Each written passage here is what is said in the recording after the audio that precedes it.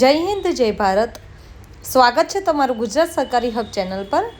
આજના વિડીયોમાં આપણે વાત કરીશું સુરત મહાનગરપાલિકા દ્વારા વિવિધ પોસ્ટ માટે ભરતી જાહેર કરી છે તેના વિશે, જેની લાસ્ટ ડેટ રહેશે 15/4/2026, જેમાં અભ્યાસક્રમ ધોરણ 10થી લઈને કોલેજ સુધી ગ્રેજ્યુએશન કે અલગ અન્ય વિવિધ ડિગ્રીઓ ધરાવતા ઉમેદવારો અહીંયા અપ્લાય કરી શકે છે। સંપૂર્ણ માહિતી આપણે આ વિડીયોમાં આજે આપણે જાણીશું। સુરત મહાનગરપાલિકાની જે ઓફિશિયલ નોટિફિકેશન છે તે આપણે સ્ક્રીન પર જોઈ શકીએ છીએ। અહીંયા જણાવ્યું છે કે ઉમેદવારે 1/4/2026થી લઈને 15/4/2026 સુધીમાં તમારે ઓફિશિયલ જે વેબસાઇટ છે સુરત મ્યુનિસિપલ કોર્પોરેશનની ઓનલાઈન તમારે અહીંયા આ વેબસાઇટ ઉપર અરજી કરવાની રહેશે। www.suratmunicipal.government.in ઉપર તમારે ઓનલાઈન અરજી કરવાની રહેશે। લાસ્ટ ડેટ રહેશે 15/4/2026। હવે અહીંયા આપણને જે પોસ્ટ નેમ છે તે જોવા મળી રહેશે, સાથે જ કઈ પોસ્ટમાં કેટલી વેકેન્સી છે તે પણ જોવા મળી રહેશે, સાથે જ કઈ પોસ્ટમાં કાસ્ટ વાઇઝ કેટલી વેકેન્સી છે તેનું પણ આપણને અહીંયા કોષ્ટક જોવા મળી રહેશે। તમને આ જે પીડીએફ છે તેની લિંક પણ અમે કમેન્ટ બોક્સમાં પિન કરેલી કમેન્ટમાં આપી દઈશું। જે વેબસાઇટ છે ઓફિશિયલ સુરત મ્યુનિસિપલ કોર્પોરેશનની તે અહીંયા પોસ્ટના નામ પણ આપેલા છે, જેમ કે જનસંપર્ક અધિકારી, recovery officer, deputy accountant, radiologist, medical ઓફિસરમાં 69 પોસ્ટ છે, જ્યારે ડેપ્યુટી એન્જિનિયર સિવિલમાં 10 પોસ્ટ છે, એન્વાયરમેન્ટ એન્જિનિયરમાં 4 પોસ્ટ છે, આસિસ્ટન્ટ એન્જિનિયરમાં 52 પોસ્ટ છે, આસિસ્ટન્ટ એન્જિનિયરમાં 2 પોસ્ટ છે, આસિસ્ટન્ટ એન્જિનિયર ઇલેક્ટ્રિકલમાં 57 પોસ્ટ છે। આપણે ટોટલ પોસ્ટની વાત કરી રહ્યા છીએ। અહીંયા કાસ્ટ વાઇઝ પણ અહીંયા પોસ્ટ આપેલી છે।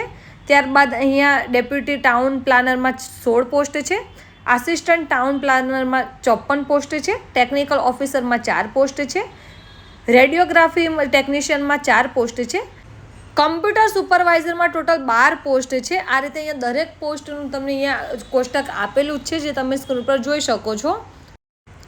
સ્ટાફ નર્સમાં 150 જગ્યા છે, જ્યારે જુનિયર એનાલિસ્ટમાં 7 પોસ્ટ છે, ઇલેક્ટ્રોનિક કાર્ડિયોગ્રાફીમાં 4 પોસ્ટ છે, લાઈવ સ્ટોક ઇન્સ્પેક્ટરમાં 11 પોસ્ટ છે, જ્યારે ત્રીજી શ્રેણી ક્લાર્ક જે છે તેમાં ટોટલ 717 પોસ્ટ છે, જે સૌથી વધારે પોસ્ટ અહીંયા જગ્યા વેકેન્સી છે। ફિટરમાં 31 છે, જ્યારે ડ્રાઈવરમાં 444 પોસ્ટ માટે આ ભરતી જાહેર કરવામાં આવી છે।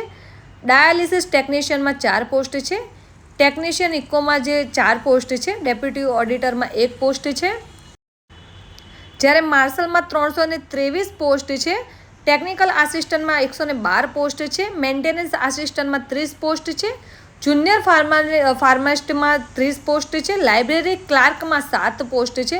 આ રીતે ઘણી બધી પોસ્ટ અહીંયા વિવિધ પોસ્ટ માટે ભરતી જાહેર કરવામાં આવી છે। દરેક માહિતી તમને અહીંયા સ્ક્રીન પર જોવા મળી રહેશે। આની લિંક પણ અમે તમને કમેન્ટ બોક્સમાં કમેન્ટ કરી દઈશું, જે તમે પિન કરેલી કમેન્ટ હશે તેમાં તમને જોવા મળી રહેશે। અહીંયા અલગથી દિવ્યાંગજનો માટે કઈ પોસ્ટમાં કેટલી વેકેન્સી અલગથી તેમની માટે ભરતી કરવામાં આવશે તેનું પણ અહીંયા લિસ્ટ આપેલું છે। અહીંયા ઉમેદવારો માટે કેટલીક સૂચનાઓ પણ આપેલી છે। CCCનું સર્ટિફિકેટ પણ હોવું જરૂરી છે। અલગ અલગ આર્થિક નબળા વર્ગના અનામત જગ્યાઓ માટે ફક્ત મૂળ ગુજરાત રાજ્યના જે તે અનામત કેટેગરીના ઉમેદવારો જ અહીંયા અનામત ગણાશે, તે પણ દર્શાવવામાં આવ્યું છે। હવે આપણે પગાર ધોરણ તેમજ અભ્યાસક્રમની અહીંયા વાત કરીશું તો આપણને અહીંયા એક કોષ્ટક અલગથી આપવામાં આવ્યું છે, જેમાં પોસ્ટ નામ, લાયકાત, વયમર્યાદા અને પગાર ધોરણ આ 4 વસ્તુની અહીંયા આપણને જાણકારી આપવામાં આવી છે। જેમ કે જનસંપર્ક અધિકારી છે તો તેમાં માન્ય વિદ્યાપીઠ પબ્લિક રિલેશનશિપમાં કોમ્યુનિકેશન વિષય સાથે અનુસ્નાતક કરેલું હોવું જરૂરી છે, જેમાં 40 વર્ષથી વધુ એજના ઉમેદવારો અહીંયા અપ્લાય કરી શકશે નહીં। અહીંયા પગાર ધોરણ પણ આપેલો છે કે 8,000થી લઈને 13,500 સુધી પણ રહેશે, જ્યારે ગ્રેડ પેડ પણ આપેલો છે। પે મેટ્રિક પણ અહીંયા દર્શાવેલું છે, પે બેન્ડ પણ અહીંયા દર્શાવેલું છે, પગાર ધોરણ લેવલ પણ અહીંયા આપવામાં આવેલું છે। આ જ રીતે અહીંયા અલગ અલગ જે પણ લાયકાત છે તે અહીંયા દર્શાવવામાં આવેલી છે, જેમ કે રિકવરી ઓફિસરની છે, ડેપ્યુટી એકાઉન્ટન્ટ માટે અહીંયા કઈ ક્વોલિફિકેશન જોશે, કેટલું સેલેરી છે તે પણ અહીંયા દર્શાવવામાં આવેલું છે। ધોરણ 10 પાસથી લઈને તમે જો કોલેજ કરેલી છે, ડિપ્લોમા કરેલું છે, દરેક એજ્યુકેશનવાળા ઉમેદવારો માટે અલગ અલગ અહીંયા પોસ્ટ માટે ભરતી જાહેર કરવામાં આવી છે। તમામ માહિતી તમને ઓફિશિયલ વેબસાઇટ જે સુરત મ્યુનિસિપલ કોર્પોરેશનની છે ત્યાંથી મળી રહેશે।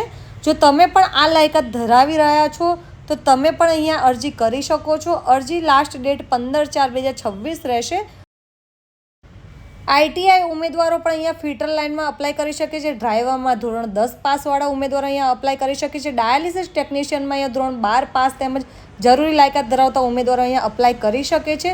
જો તમે પણ આ રીતની કોઈ પણ લાયકાત ધરાવો છો તો તમે પણ આ અરજી કરી શકો છો. સાથે જ તમારા ધ્યાનમાં કોઈ પણ આ રીતનું ઉમેદવાર હોય જેઓ પણ આ લાયકાત ધરાવતા હોય તેમના સુધી આ વિડીયો જરૂર શેર કરજો. અહીંયા તમારે અરજી કેવી રીતે કરવી તેના પણ અહીંયા જાણકારી આપવામાં આવી છે.